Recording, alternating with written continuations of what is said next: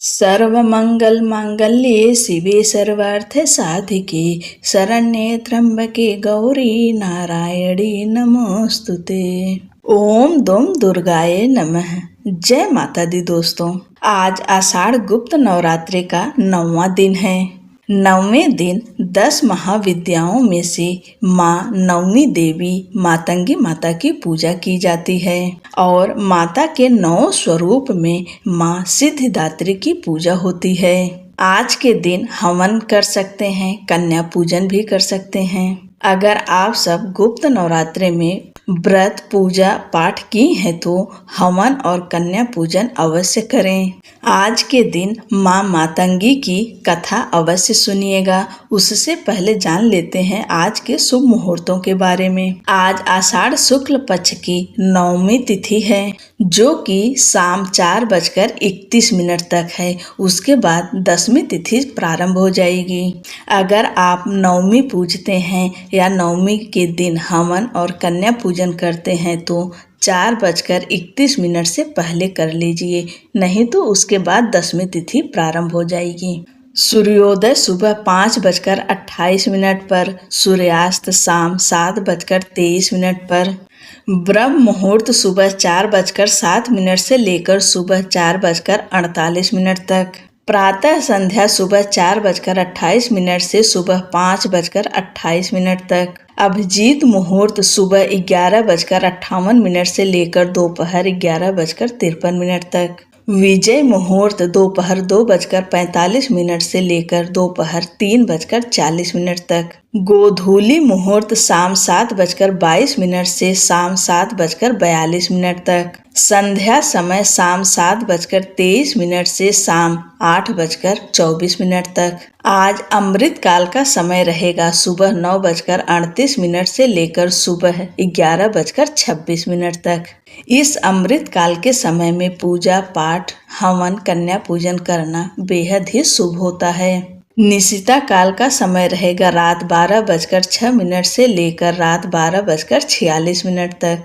अब जान लेते हैं आज का राहु काल का समय। राहु काल का समय सुबह 10:41 से लेकर दोपहर 12:26 तक। राहु काल में कोई भी शुभ कार्य नहीं किया जाता। चलिए जानते हैं मातंगी माता का प्राकट्य कैसे हुआ था। मतंग शिव का नाम है। इनकी शक्ति मातंगी है। यह हरा वर्ण और चंद्रमा को मस्तक पर धारण करती हैं। यह पूर्णतया वाग देवी की ही पूर्ति हैं। 4 भुजाओं में इन्होंने कपाल, वीणा, खड्ग, वेद धारण करती हैं। माँ मातंगी तांत्रिकों की सरस्वती हैं। पलाश और मल्लिका पुष्पों एवं युक्त बेल पत्रों के द्वारा पूजन करने से व्यक्ति के अंदर आकर्षण और स्तंभन शक्ति का विकास होता है। ऐसा व्यक्ति जो मातंगी महाविद्या की सिद्धि प्राप्त करेगा वह अपने क्रीड़ा कौशल से या कला संगीत से दुनिया को अपने वश में कर लेता है। वशीकरण में भी यह महाविद्या कारगर होती है। हिंदू धर्म के अनुसार माँ के 3 ओज पूर्ण नेत्र है। माता रत्नों से जड़े सिंहासन पर आसीन है। देवी मातंगी के संग तोता भी है जो वाणी और वाचन का प्रतीक माना जाता है। मातंगी देवी इंद्रजाल और जादू के प्रभाव को नष्ट करती हैं। देवी को वचन, तंत्र और कला की देवी भी माना गया है। मातंगी ही एक ऐसी देवी हैं जिन्हें जूठन का भोग लगाया जाता है। ऐसा कहते हैं कि मातंगी देवी को जूठा किए बिना भोग नहीं लगता है। मातंगी देवी समता की सूचक हैं। शिव की यह शक्ति असुरों को मोहित करने वाली और साधकों को अभीष्ट फल देने वाली हैं। गृहस्थ जीवन को श्रेष्ठ बनाने के लिए लोग इनकी पूजा करते हैं। अक्षय तृतीया अर्थात वैशाख शुक्ल पक्ष की तृतीया को इनकी जयंती आती है। एक बार भगवान विष्णु माँ लक्ष्मी के साथ कैलाश पर्वत पर भगवान शिव व माता पार्वती से मिलने गए।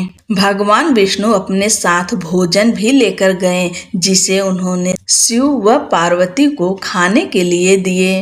जब शिव व पार्वती माता उस भोजन को खाने लगी तो थाली में से भोजन का कुछ अंश धरती पर गिर गया। भोजन के उन्हीं जूठन अंश में से माँ मातंगी का जन्म हुआ। इसी कारण माता रानी ने मातंगी रूप को हमेशा जूठन का भोग लगाया जाता है। जूठन में से उत्पन्न होने के कारण उनका एक नाम उच्छिष्ट मातंगिनी भी पड़ा, अर्थात जिसे बचे हुए भोजन या जूठे का भोग लगाया जाए। ऐसा कहते हैं कि जब माता पार्वती को चंडाल स्त्रियों द्वारा अपने जूठन का भोग लगाया तब सभी देवगण और शिव जी के भूतादिक गण इसका विरोध करने लग गए। लेकिन माता पार्वती ने चंडालियां की श्रद्धा को देखकर मातंगी का रूप लेकर उनके द्वारा चढ़ाए गए जूठन को ग्रहण किया। कहते हैं कि देवी मातंगी हनुमान जी और सबरी के गुरु मतंग ऋषि की पुत्री थी। मतंग ऋषि के यहाँ माता दुर्गा के आशीर्वाद से जिस कन्या का जन्म हुआ था वह मातंगी देवी थी। यह देवी भारत के आदिवासियों की देवी हैं। 10 महाविद्याओं में से एक तारा और मातंग देवी की आराधना बौद्ध धर्म में भी की जाती है।